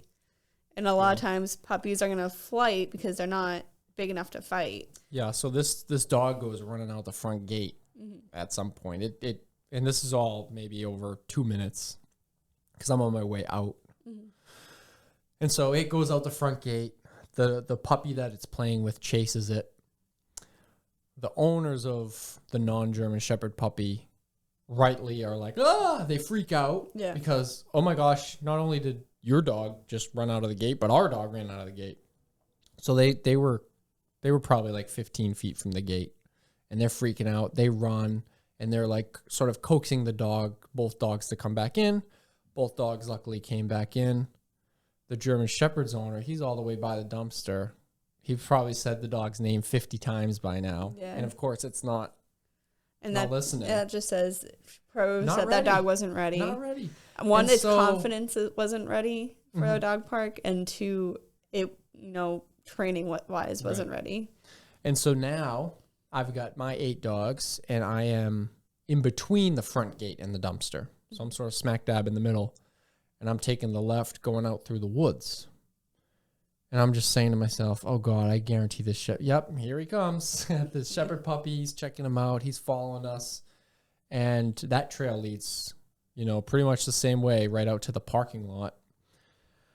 And so I kind of, looking back, feel a little bit bad because I was a little like rushed, but I was like, hey, you need to get your dog on a leash. It's not listening to you. Yeah. I know so many dogs who have run out and gotten killed. Yeah. And his response was, oh yeah, she doesn't get out too much. She's just, a little excited. And it's like, there was no like urgency in his, and he's still over by the, and I'm just like, fuck, this dog is sadly probably gonna, it was such a crappy situation where it's like, you're maybe being ignorant, maybe you're just not aware. I don't want to judge. I don't want to say you're a bad owner. You just might not be. Like, this might be your first, but it might not even have been his dog. Yeah. Which, not a great idea to bring him to an off-leash dog park. But either way, it was very clear. The dog was overwhelmed and that undertrained. Yeah. A leash would have gone a long way in that situation where, okay, he's not. Like a big long lead, cool. He can play with that dog, but he can't run away. Exactly. Someone will be able to grab that leash between the gate and the highway. Yeah, that's right there. So a leash is one of my favorite tools. Yep. I use a leash and muzzles. Leash and muzzles are good. Obviously, be careful with leash to leash greets because it can be tension in the line, and then they feel that tension. And some dogs are just straight up leash reactive, so you gotta be careful with that. But leashes are a really good tool to be able to get your dog back, and once you have your dog back, to keep it on the leash, even a long lead to be safe. Yeah, I personally, when I walk Bailey and Banjo on leash or on the neighborhood, I personally don't like to stop and let them interact with other dogs. It's a good idea. I feel like that's more geared towards the off-leash dog park where they can be themselves together They can freely. also get away. They have more of a chance to get away. Where when they're restrained, they feel that restriction, and they know. So if you've got a puppy, you're walking around the neighborhood, and across the street, there's a dog walking by, and it's barking. Know that it's not necessarily barking because it wants to eat your puppy. Some dogs just get excited when they see other puppies or other dogs. But just be mindful that leash-to-leash interactions can be sketchy. Pretty bad, yeah. They're not the greatest. So just be mindful when you're walking your new puppy, because everybody wants to stop and see the puppy. Just be careful with other meet and greets with other dogs. Other dogs, yeah. And that is really good socialization too, with humans coming up and meeting your dog to help prevent human reactivity, because some dogs are prone to that. Yep. Having them come up and praise your puppy, and you can give them treats to give to your puppy so they know that people aren't like a big bad scary thing. Obviously, you don't want them in the long run, running up to people to get food, but if you know your dog or breed is prone to human reactivity, that's something that you can work with. Another thing is jumping. I personally, either you train a command for jumping or your dog doesn't jump at all on people, obviously onto couches and beds and stuff. That's human dependent, but everybody's going to vary. I don't think that'll make or break your dog, whether or not you let it on your couch and your bed. That's definitely like I think that's more. What do you prefer? Dog. It's also dog. Some dogs resource guard beds and couches. Yeah, Banjo. Yeah. If another dog wants to try to snuggle us, Banjo's between us. You see the teeth going. The teeth come out, and he'll kind of give a growl, and it's like sort of just saying like, "Hey, this is my space." Exactly, and they can even be resource reactive to people on those things. My old Mastiff was not allowed on couches or beds because he would growl and try to bite. So, make sure they know their place. If they're going to react that sort of way, don't let them continue that behavior. Don't let them be on the couch. Make sure they can't react like that. Guarding, beds is like so ridiculously stupid that is something for them to guard, but they may have never had a bed in their life. Always keep that in mind. Especially now, like just thinking. So, like, all right, say you're someone who's single. What happens if you start dating? Someone moves in, and they're possessive of that bed. There's a lot to think about. Exactly. So I think a lot of that whole like potty training, jumping, recall, a lot of that.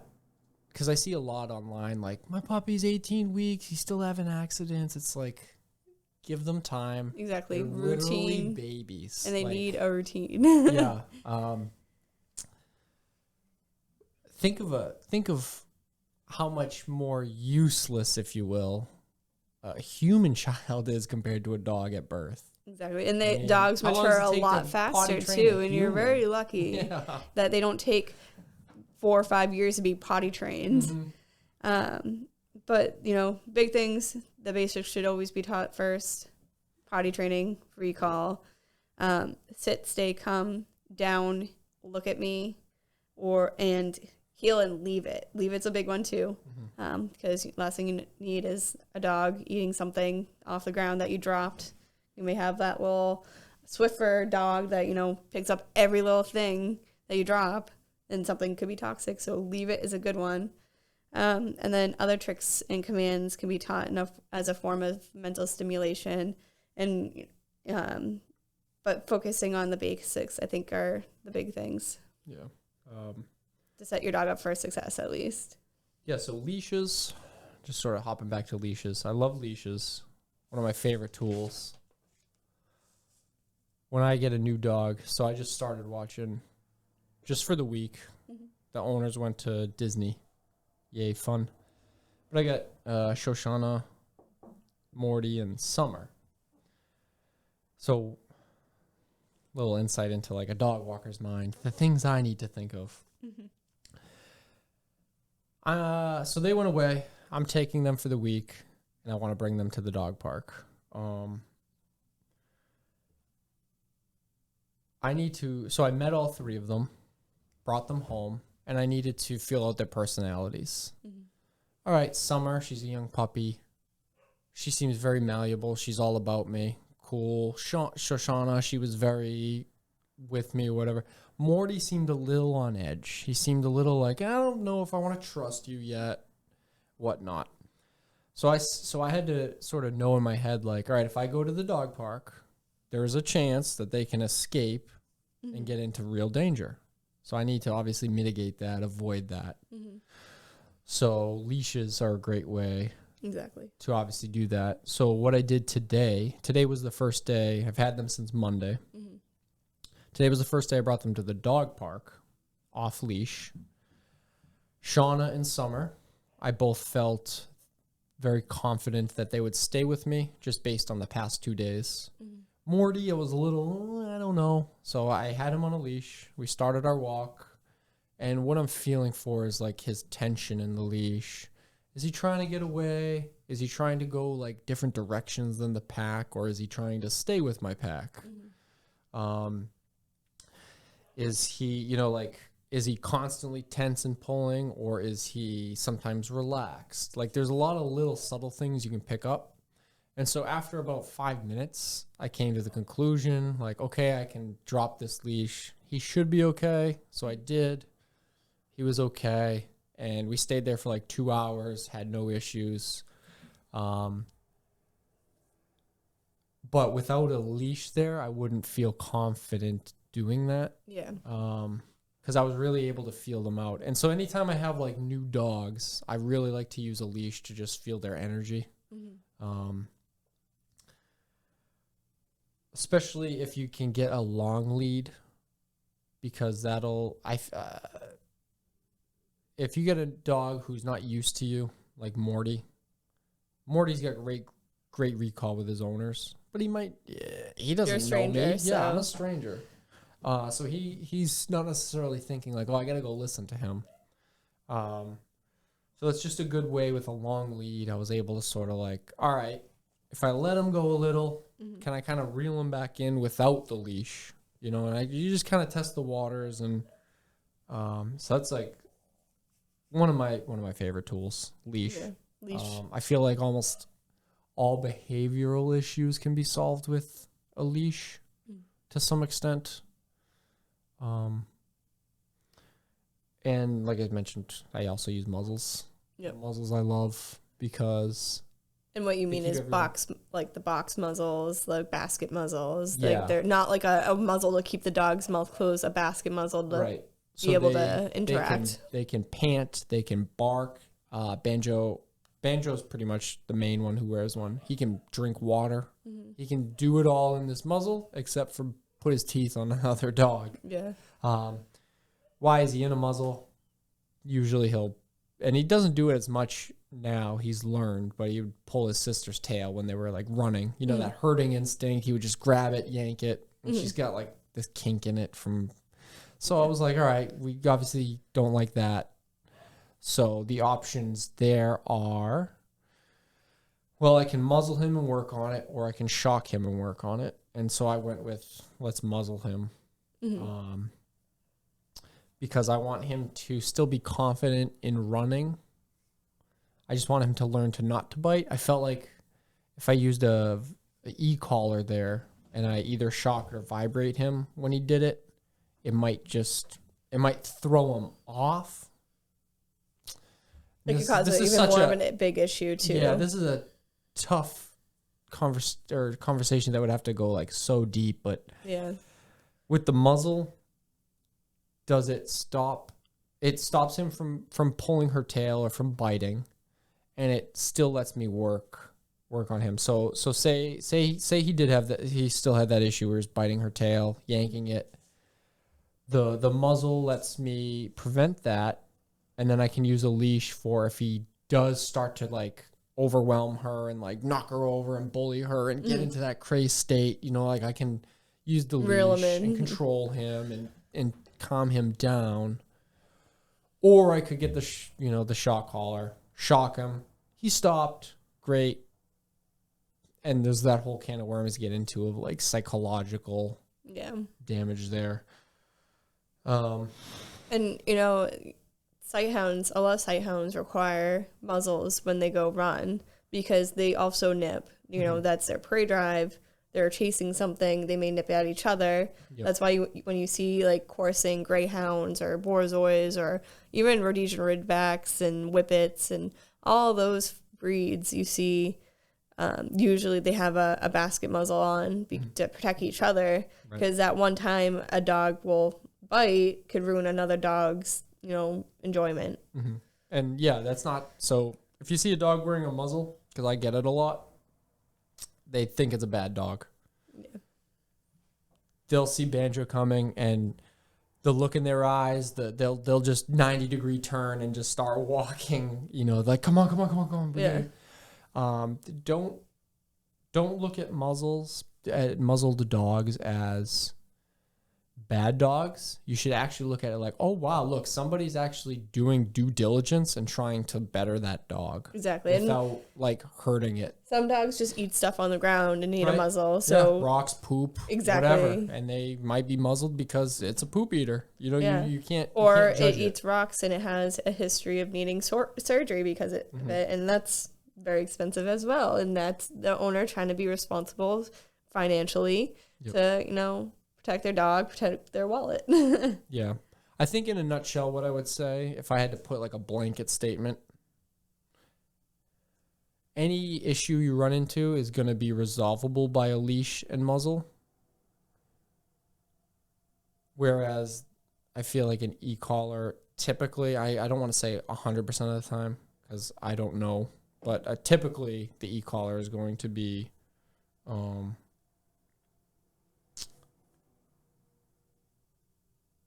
not as it might be more effective short term than the leash and muzzle, but it's like the lazy way out. Yeah, and long term, the psychological damage. Like working with the leash and the muzzle might take me a few months. It took me a few months with Banjo, with that muzzle to not only get him used to wearing it, but for him to learn like, okay, I can't bite. I could have gone and got the e-collar and just, okay, boom, problem solved real quick. Or it could cause it's not another really the issue problem too. solved. Exactly. Like, yeah. It's more of a Band-Aid, I feel like. Yeah. Like, here's the thing. I don't want him to have to wear the muzzle 100% of the time. If I trained him off the shock collar, he'd need it 100% of the time. And I'd buzz him every time he acted up. But I'd rather just not have him act up. Exactly. And so it's teaching him what's okay, what's not okay while being safe. If that makes sense. Yeah. And, you know, you also got to think of the psychological stuff. You know, you see dogs whenever the owner holds up their hand, they think it has the zap collar, and the dog's immediately in a different like mindset. And they're a lot more scared. And, you know, even it could cause reactivity. You know, the dog gets shocked. It doesn't know why it's getting shocked, but there's another dog right next to it. Did that dog just bite me? I'm going to go attack it now. It could cause a complete opposite reaction of what you want. Yeah. Yes, e-collars can be used, and I think very specific dogs need them. But in the long run, I don't think it's healthy mentally for the dog. No, I 100% agree. And I think that's honestly a topic we'll have to do like a deep dive sort of specifically. Exactly. Well, one tool I haven't utilized a whole lot is a crate, which I'm sure you can probably lend some insight onto. But real quick, I guess nutshell from me, I don't think it should be used as punishment. I think it should be a safe place. Agree. Yeah. And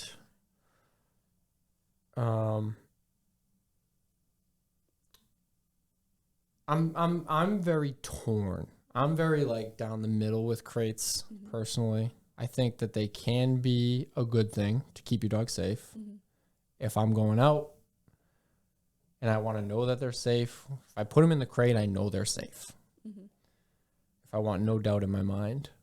But I'm also like such an empath that like I sometimes get in my own head. Like I've got a dog, Sadie, who I watch, who I love. When I pick her up from her house and she's in her crate. So say I get her at like 9 a.m., take her out of the crate. She might have been in there for like an hour. Go to the dog park, run, have fun, blah, blah, blah. Drop her off, say at 1 p.m. and put her back in the crate. I think she's then in the crate till like 6 p.m. when like the owners get home, or 5 p.m., which is a decent amount of time. So that sometimes tears me up in that I can sometimes get lost in the, is that too long? Is she not being neglected, but is it too much? And then at the same time, I'm like, well, I know she's safe. Yeah. She can't get into anything. And you also got to keep in mind, you know, most of the time when owners aren't home, dogs are sleeping. Yeah, they're just knocked out. So what you should expect is her just to be sleeping. Especially after going to the dog park, she's wiped out usually. Exactly. And, you know, you shouldn't have to really worry about them, you know, if it's more than 8+ hours, then it'd be like, okay, that's kind of ridiculous. But 5, 6, you know, because the owner is at work for a short amount of time, or like you said, you took her to the park and now she has to wait for her owners to get home. I see it as a safe place, and, you know, she's not destroying anything or getting into anything, chewing on anything that could be potentially dangerous. She's in a spot where she's comfortable and knows she's safe in there. And then typically people, you know, have beds in there or a toy or some type of chew to keep them, you know, mentally stimulated if she's not just going to sleep. Like I said, you don't have to always use crates, but I think it's a good tool in the beginning, and then you can wean off of them and just have the crate, you know, set up for, you know, when the dog wants to be left alone. Dog goes in its crate, knows it's going to be alone, doesn't want anyone to mess with it. It's going to go in the crate, you know, not going to be bothered.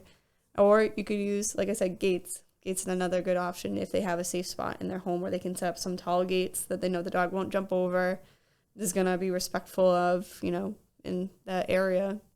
And it's a little bigger, but again, most of the time when people aren't home, their dogs are sleeping, drinking some water, looking out the window. You know, they live a kind of boring life when we're not home. Yeah, I think I read that dogs actually sleep more than cats. Which, when you think about how much cats sleep, it's like, ooh. And I feel, no, seriously, my dogs do sleep a lot. Yeah. A lot. But they also do live a very active lifestyle, yeah.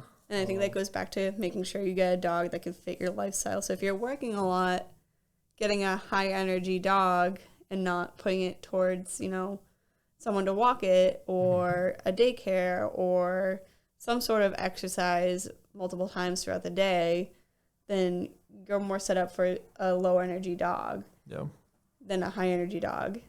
And I feel like with a crate, and just thinking about crates and frustration, and let's say I got a border collie, I'm living in an apartment, I'm a couch potato, I don't like going outside, it's winter. You shouldn't have got the dog. Yeah. He just shit on the floor again. Jesus. He won't stop barking. All right, get in the crate. I'm sick of you. I'm done with you. You know, that's not how it should be utilized. It should be a positive reinforcement type of place for the dog, and it should not be used as a punishment, because then every time it goes in the crate, it's like, what am I getting punished for? It doesn't understand. And then say the dog has to go to the hospital and be in a crate, kennel. Now it's like, it's super scary. You don't know where you are. Now you're in a crate and you're like, what is happening? Meanwhile, you know, say you crate train your dog and you bring it to a vet and needs to be hospitalized. This dog is nice, calm, cool, collected. It's not freaking out. It's not barking its head off. It's not trying to chew through the metal grate. At that point, it's going to break its teeth. And that's a whole nother issue. Yeah. It's just laying there chilling, you know, waiting its turn for, you know, its medical workup and stuff, you know. Yeah, crates can be stressful if you make them stressful. Exactly.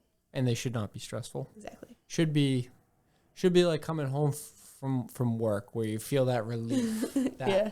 I'm home. I'm home. My dog is safe. We're going to go have a good time. We're Yep. going to go for a walk because he was safe and he was good. And he was in his crate or in a gated area. And then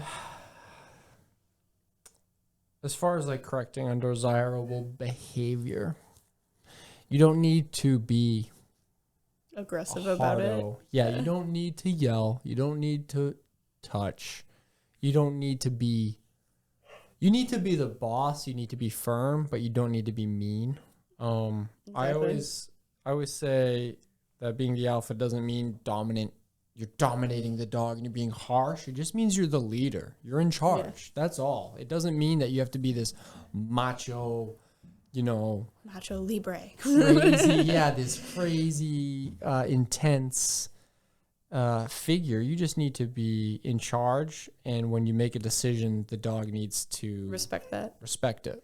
Yeah. So redirection. Not be scared of your decision. Exactly. Respect your decision. Exactly. Redirection is a good way to do that.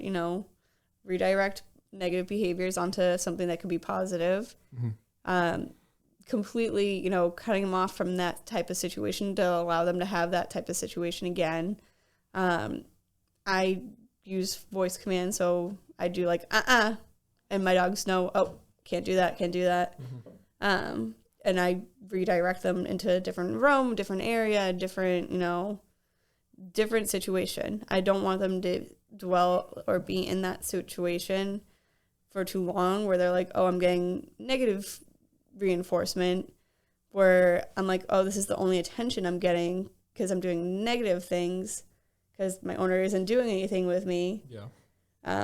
Type of sometimes situation. they'll keep doing those negative things because it's the only way I can get that attention. Exactly. Yeah. They'll take any attention they can get, but if you make positive attention worth it more than the negative attention, they're more likely to have that positive outlook almost. And then, just making sure, set them up for success is the big thing is, don't put them in a room full of food and expect the beagle not to climb the counter and eat the cake. Yeah.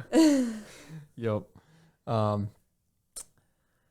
So I guess two things I want to cover real quick, just because it is getting a little bit later.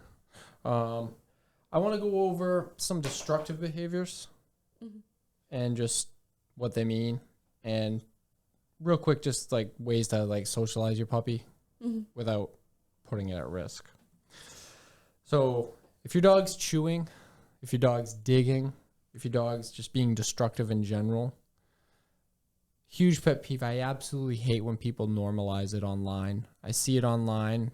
Oh, just got these brand new pair of shoes. Look at, they only lasted 3 days. And like they'll put in the laughing emojis, or they'll be like, when do border collies stop ripping things apart? And someone will be like, oh, they never do that. It's like, don't normalize that behavior, because that's not good. Normal. It's not normal and good. No. If your dog's chewing, digging, doing anything destructive, it's bored. It's lack of mental stimulation. Yeah, and a tired dog is a happy dog.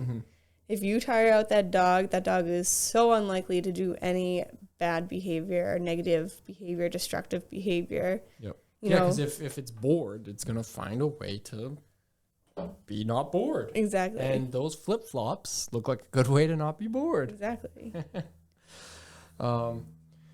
Which, again, you got to consider your schedule there when you're getting that puppy. Is this something that I'm going to be able to work, or do I need some help? Exactly. So any destructive behavior, don't normalize it. Don't take it as that's very unhealthy. That should be a huge red flag that you're not that you're a bad person, but that you need to pay a bit more attention to your dog. Exactly. And its needs. And then as far as socialization goes with puppies, it's so critical, but you also have to be so careful, because things like the vaccines, if it's not vaccinated, I mean, that could be deadly. Exactly. You've mentioned, was it parvo? Parvo is a big one, cow cough, influenza. I mean, they're not as deadly, but parvo is a big one. Yep. Like I said, finding a trainer who does like puppy class is a good way to do some socialization, knowing that other people's dogs are vaccinated, because that trainer usually requires proof of vaccination. Some places do puppy play groups, like I think JB or JB Pet Indoor, yes, dog park. Exactly, it does. They do like puppy meetups. And I'm puppy pretty sure groups. They require vaccines. Yep. Yeah, I think they do it every Sunday morning. It's like, bring your puppy. They can meet other puppies. They won't be overwhelmed and bullied, and exactly. And even like PetSmart, and I'm pretty sure Petco does. And I mean, they also require vaccines. I mean, they don't have a very large area to let these dogs really run and get this exercise out, but at least they're offering that socialization and maybe even some basic training just to get that started for you.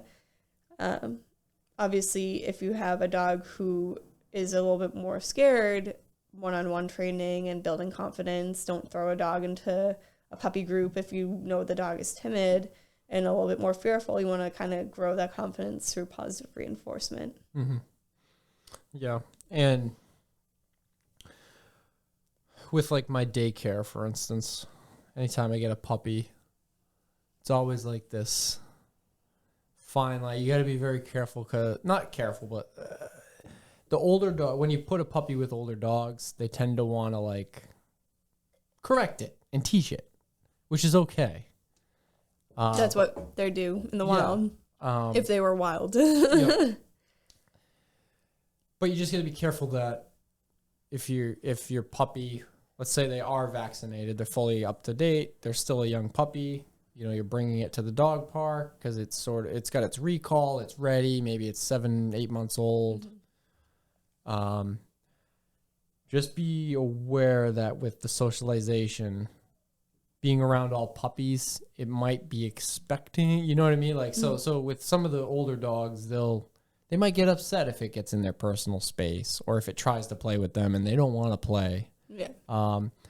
Most like puppy on puppy, they're just kind of little goofballs. They do learn as they grow. Like, say a dog yelps, they kind of like, oh, whoa, okay. Yep. They kind of realize, oh, I did that, cause and effect type of thing. Right. Same thing with adult dogs. When, a puppy is very submissive, they go and lick the face because that's a submissive puppy thing.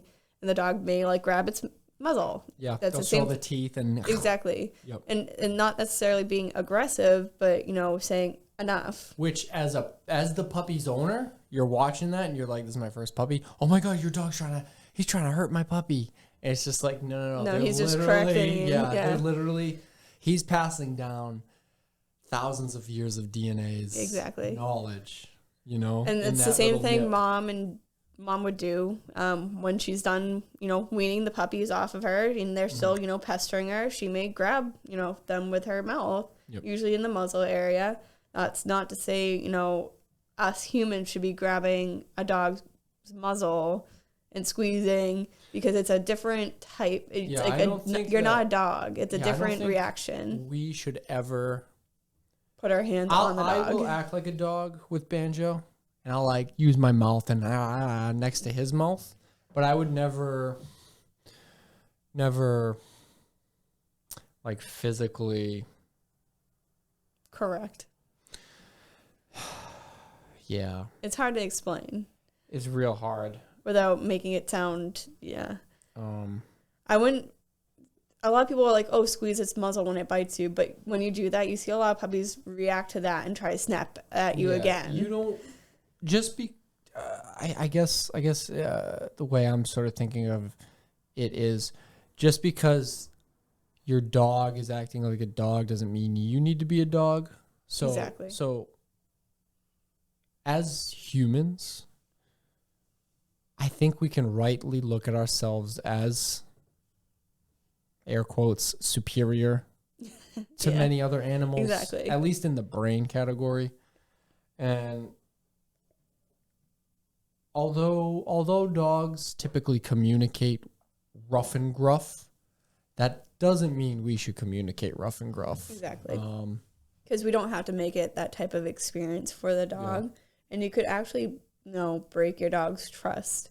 Some dogs are very fearful of certain reactions from people, and you can cause a reactive dog as well to, develop. Yeah. Yeah, so puppy socialization is important because from a young age, you want them familiar and okay with the idea that dogs can enter their space, people can enter their space, and not necessarily cause them harm. But on the flip side, you just have to be careful when socializing your puppy. Make sure you do it in a safe way. Make sure you're not setting them up. Like, don't take your puppy and just put it in the backyard with another dog. Yeah. And just assume, like, all right, they're going to be good together. It's just one-on-one. Anything with puppies, just like children, keep your eyes on them. Yeah. Do you have anything that you'd like to add? I think we covered most of it. So quick puppy like masterclass overview. There's so much stuff, and I mean, I'm sure we're missing things as well. But yeah. I think that if you were to take everything with a puppy into consideration, it's like an 8-hour. Oh yeah. We'd like be here for hours. Yeah. We could have a part 1, 2, 3, 7. Yeah. There's just so much to consider, and just making sure you're prepared. Don't, like I said, get a puppy all willy-nilly and expect it to be okay. Mm-hmm. Make sure everyone in the household is okay with a dog too. That's a big thing. And I think that pretty much covers everything. Yeah. Just be responsible and safe out there. That's all. Awesome. Anything to add before we go on a 2-week hiatus? I don't know. There's so many things we can break down into their own little discussions. I know. So I'm sure we'll figure that out. But if anyone wants to let us know what they want to know or have questions about, that's fine. Leave us comments on YouTube or even the Facebook page are easy ways for us to actually watch the video. Yeah, watch the video, then comment. Then comment. Don't just comment because of the clickbait thumbnail. Yep. Awesome. I guess until next time. All right, until next time. Night.